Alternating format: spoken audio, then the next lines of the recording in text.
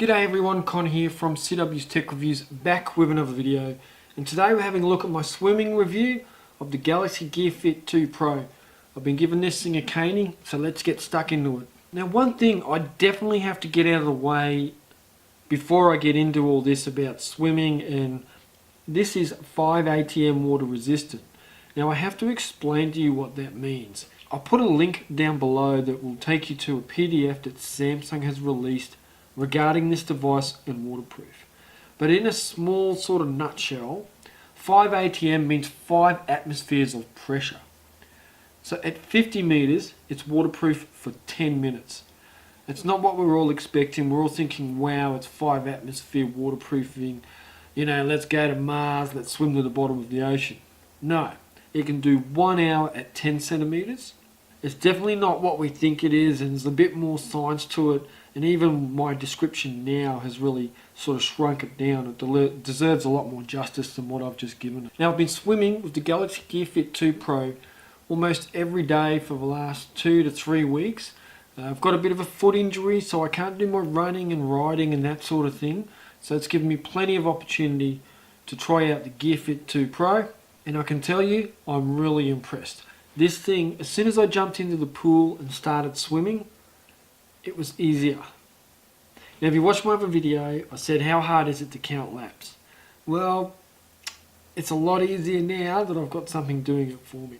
Now I'm not a strong swimmer.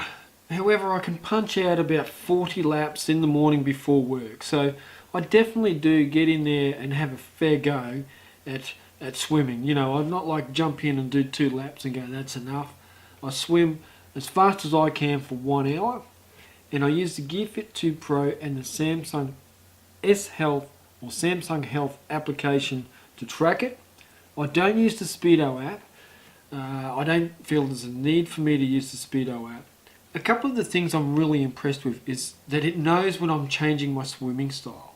So if I do a full lap of breaststroke and then on the way back I do half a lap of freestyle and then back into breaststroke, it knows when that second lap is half freestyle and half breaststroke, which I think is great. It knows what arm movements equate to what swimming style. So I was really impressed with that for starters. It also does the usual sort of tracking that you'd expect. You know, it counts how long it takes me to do 1 lap, and my SWOLF as well, which is swimming golf.